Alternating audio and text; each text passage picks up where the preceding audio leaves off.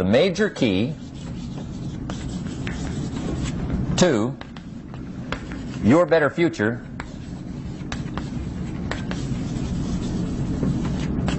is you. That's the theme of our seminar tonight. The major key to your better future is you. And I'd like to have you underline two words just to give it some added punch. Underline the word major and the word you,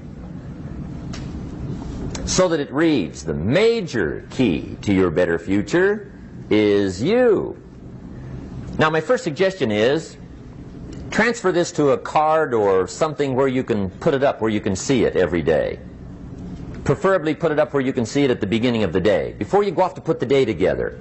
This is a good phrase just to glance at, to keep in mind as you're putting the day together. It's called the silent seminar.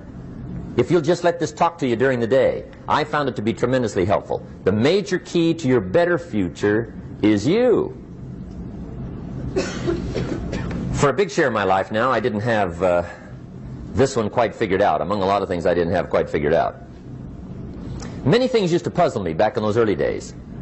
I used to wonder why two people could work for the same company, one make twice as much money. Now, see, that used to puzzle me.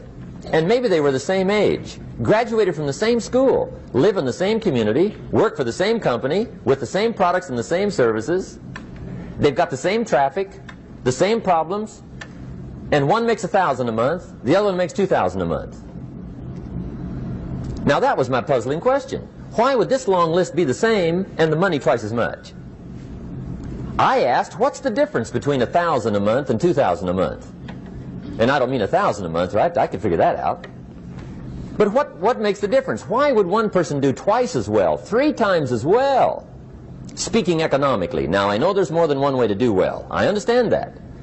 But in this little narrow area called compensation, what's the difference? Well, back then, with my faulty thinking, I'm trying to reason it out. I thought, well, maybe time makes some of the difference, right? Some people do better because they have more time. I used to say, Harold ought to be able to do well. He's got a lot of time. If I had all of Harold's time, I could do well. Now, that's got to be dumb, right? Number one, you can't get somebody else's time.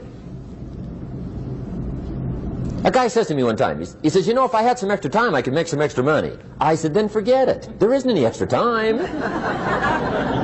Hey, when the clock strikes 12 midnight, that about wraps it up, right? I mean, you can look around the gongs there for a little more, but it's over.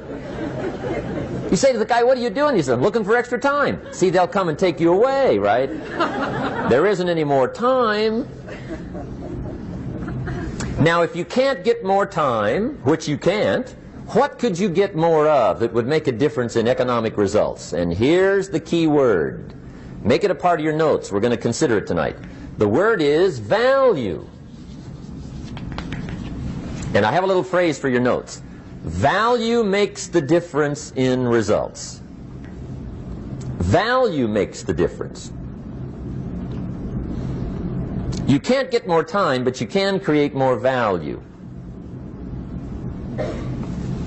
Now, here's the first lesson of economics. Everybody should learn it from the time they're old enough to understand what a dollar means, how to earn one, how to get one, how to keep one, what to do with it. First lesson of economics. We primarily get paid for value. That's lesson 1. Bringing value to the marketplace, that's how you get paid. You don't get paid for the time. I know it takes time to bring value to the marketplace, but you get paid for the value, not the time. Now, since that's true, here's one of the key questions of the evening. Is it possible to become twice as valuable at the marketplace and make twice as much money in the same time? Could you become 3 times as valuable? Make 3 times as much money in the same time? Is that possible? The answer is yes, if. And it's always if, right? Life is known as the big if. Harry Truman once said, life is iffy. How true. And here's the big if we're going to consider it tonight. It's possible to do much better at the marketplace if you go to work primarily on yourself. And that's the theme of our seminar tonight. Learning to work primarily on yourself. People have asked me for the last 24 years, how do you develop an above average income? And the answer is, become an above average person. Develop an above average handshake. Some people want to be successful, they don't even work on their handshake. As easy as that would be to start on. They let it slide, they don't understand. Develop an above average smile. Develop an above average excitement. Develop an above average interest in other people. Develop an above average intensity to win. See, that'll change everything. Probably one of the most frustrating experiences in life is looking for an above average job with above average pay without becoming an above average person. It's called frustration.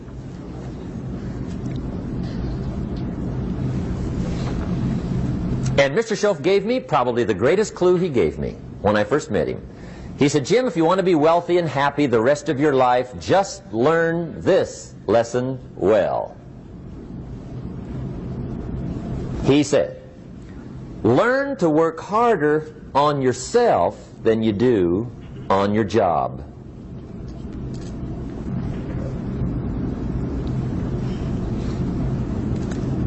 Then Mr. Schoaf gave me probably one of the most important clues among so many things he taught me, but this was in those early days. Mr. Schoaf was very kind, but he was also very abrupt. And he had these interesting questions to ask. I'm giving him a little rundown one day on how things hadn't worked out for me. He said, Mr. Rohn, I've got the answer for you if you will listen carefully. And listen carefully I did that day and for the next 5 years. If somebody's wealthy and happy, you gotta listen. He said, Jim, I've only known you a short time. But he said, it's already my honest opinion that for things to change for you, you've got to change. That wasn't quite the answer I was looking for. But that's the answer he gave me, and I pass it along to you on this warm summer evening in Anaheim, California, 1981. For things to change for you, you've got to change. Otherwise, it isn't going to change. Before I met Mr. Schoaf, I used to say, I sure hope things will change. Right? That seemed to be my only hope. If it isn't going to change, I'm in serious trouble.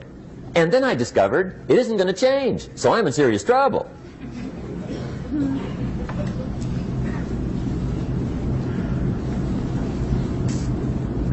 See, I can tell you what the 80s are going to be like. You have dropped into the right place. I did a seminar one time for Standard Oil executives and management in Honolulu. And we're having a conference one day on this big conference table. And one of them said to me, Mr. Rohn, you know some fairly important people halfway around the world. What do you think the 80s are going to be like? I said, gentlemen, I do know the right people. I can tell you. So they all listened very carefully. And I said, gentlemen, based on my wide experience, I can really honestly say to you, in my opinion, in the 80s, it's going to be about like it's always been. Aren't you glad you came? That's inside. I don't pass that around just everywhere. Now, of course, I said that to make a point, but I also said it because it's accurate. It's going to be about like it's always been. It isn't going to change. The tide comes in, and then what? It goes out. For 6,500 years that we know of, recorded history, and probably long before that. So it is not going to change. It gets light, and then what? It turns dark. 6,500 years. See, it's not likely to change. And we're not to be startled by that. If the sun goes down, the guy says, what's happened, what's happened? It means he hasn't been here long, I guess, right? It always goes down about this time. The guy says, well, I don't like that arrangement. Well, you got to talk to somebody besides me, right? It gets light, then it turns dark. In rotation, the next season after fall is what? Winter. Pray tell, how often does winter follow fall? Every year regularly for the last 6,500 that we know of. See, it is not going to change. Now, some winters are long, and some are short, and some are hard, and some are easy, but they always come right after falls. It isn't going to change. Sometimes you can figure it out, sometimes there's no way to figure it out. Sometimes it goes well, sometimes it gets in a knot. Sometimes it sails along, sometimes it gets in reverse. See, that's not going to change. The last 6,000 years reads like this: opportunity mixed with difficulty. That's how it reads. It isn't going to change. The man says, well, if it isn't going to change, how will my life ever change? Answer, when you change. And whether I'm talking to high school kids or business executives, my message is always the same. And it goes like this: the only way it gets better for you is when you get better.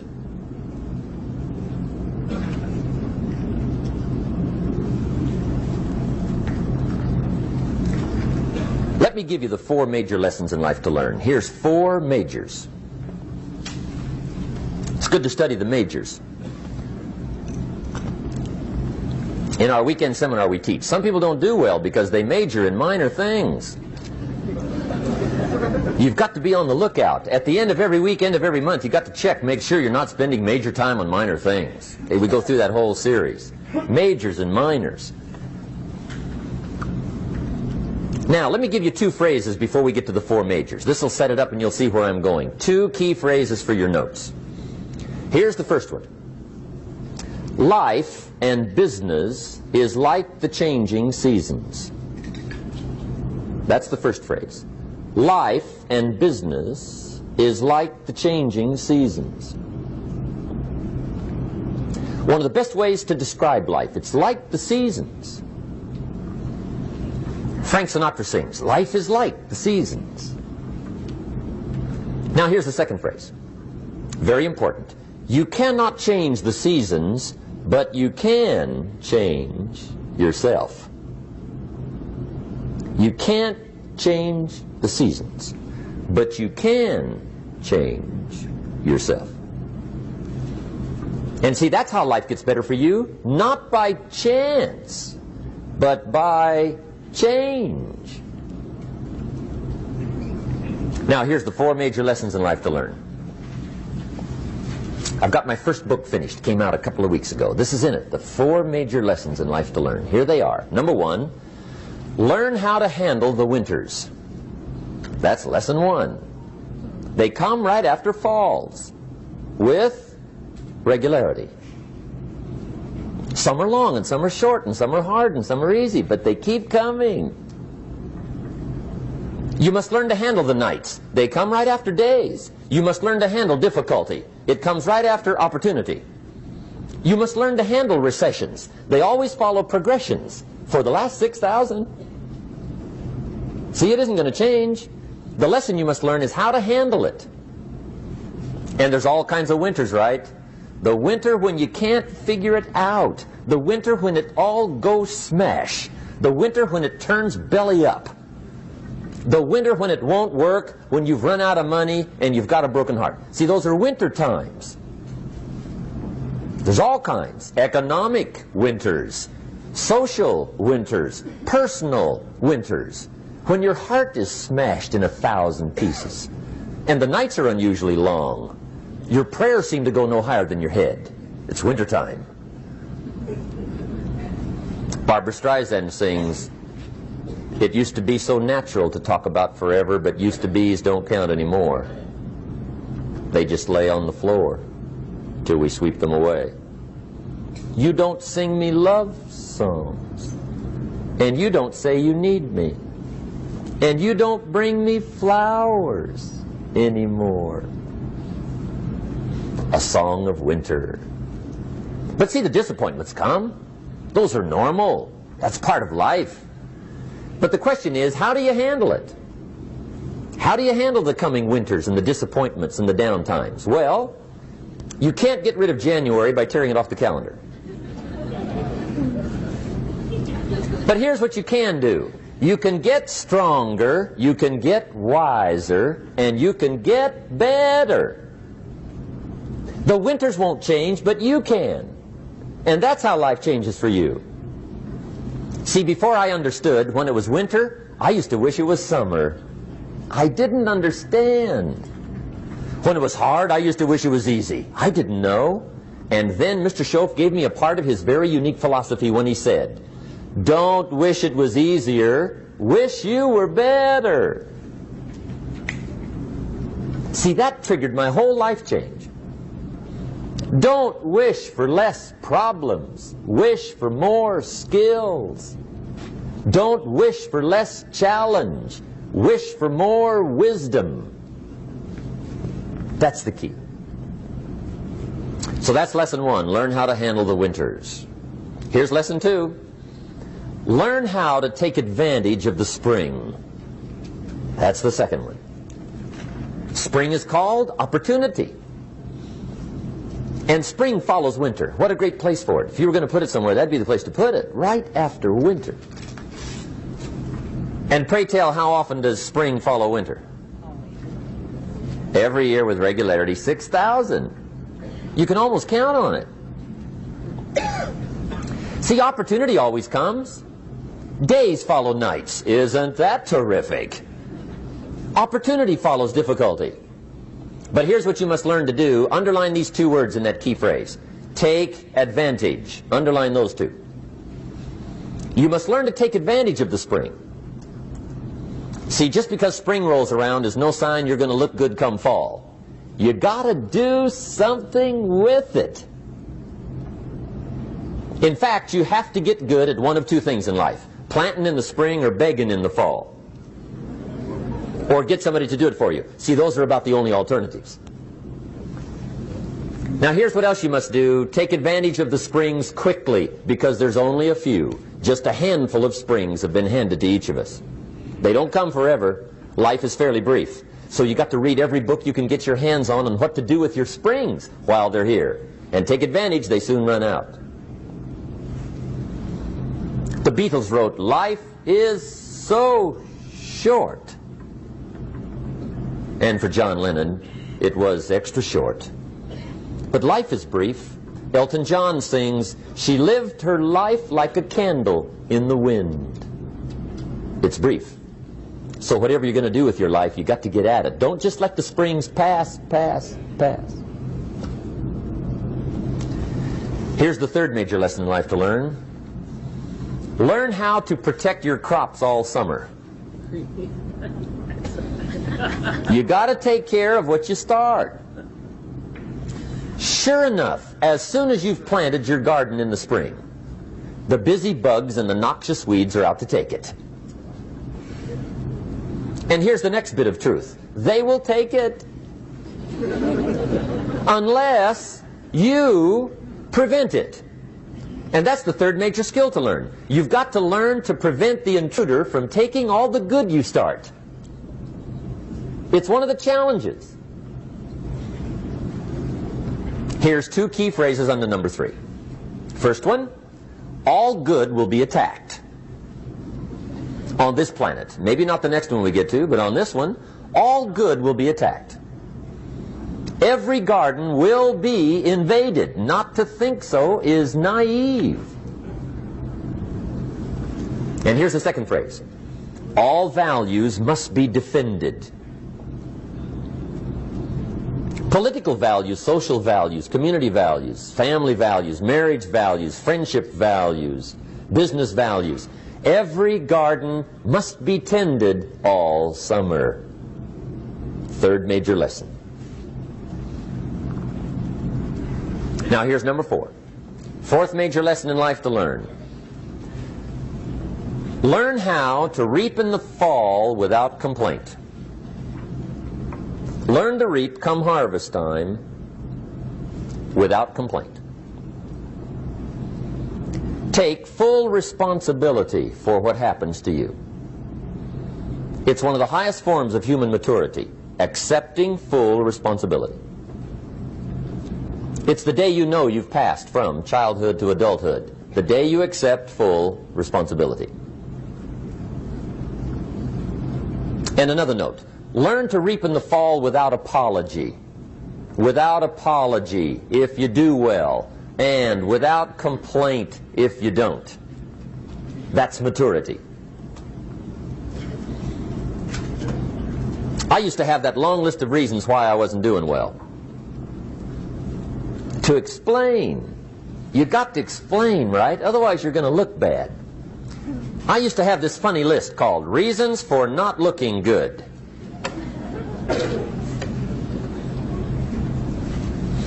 I used to blame the government. I mean, you can believe that or not. It was at the top of my list. I had a lecture second to none. The government. That was on my list. I used to blame taxes. Look what you got left after they take everything. And they expect you to do well.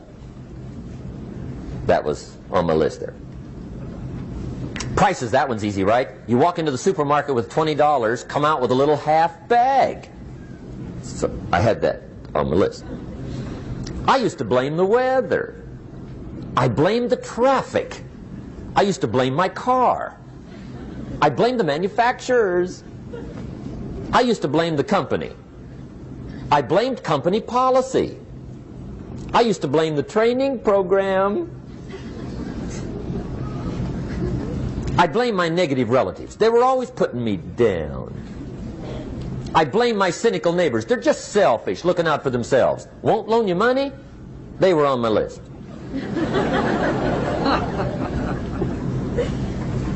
I used to blame the economy. I blamed the community. That's a pretty good list for not doing well, isn't it? I thought it was good. I'll never forget one day, Mr. Schoaf was very kind, but he was also very blunt. And this was no exception. And I'm glad he was blunt. There's a lot of things I'd have missed if he hadn't have been blunt. One day, with sort of a curious look on his face, he said, "Jim, just out of curiosity, tell me, how come you haven't done well up until now?" Excellent question. I thought, well, so I won't look too bad, I'll go through my list. And this list I just gave you, I put that on him. And he was very patient. He let me go through the whole thing, the government, the weather. I went through this whole thing. When I finished, he looked my list over very carefully. He said, "Mr. Rohn, big problem with your list. You ain't on it." How brilliant.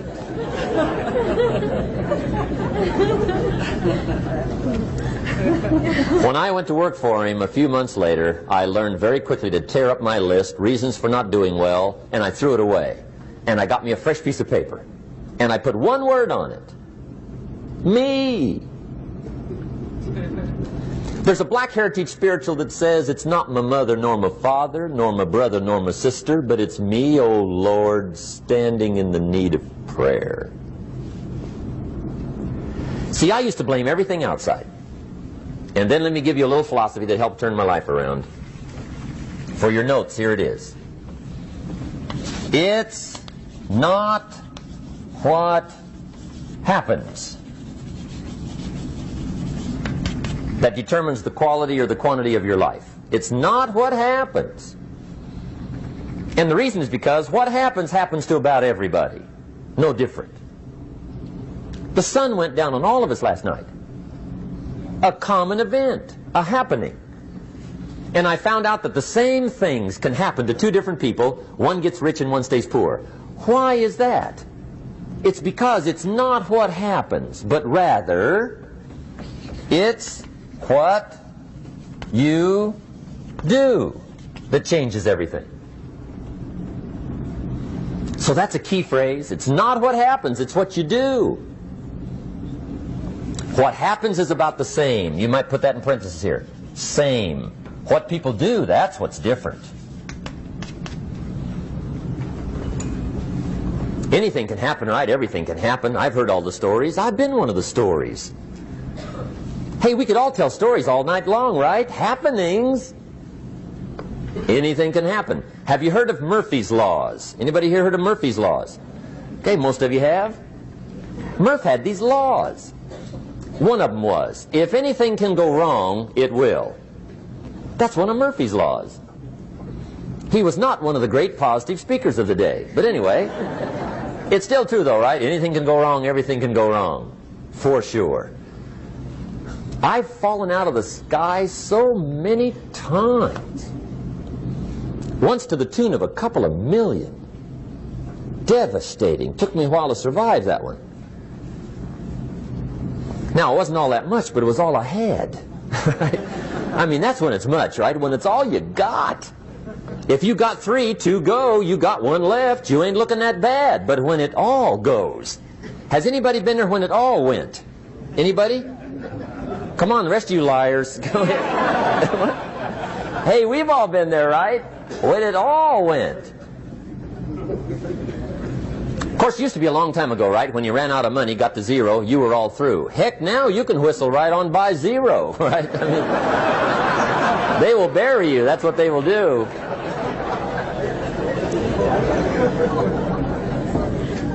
But see, those are the happenings, right? Everything can happen. Anything can happen. But it's not the happenings. It's what you do about it. Somebody says, yeah, but you don't understand the disappointments I've had. Come on. Everybody's had their share. Disappointments are not special gifts reserved for the poor.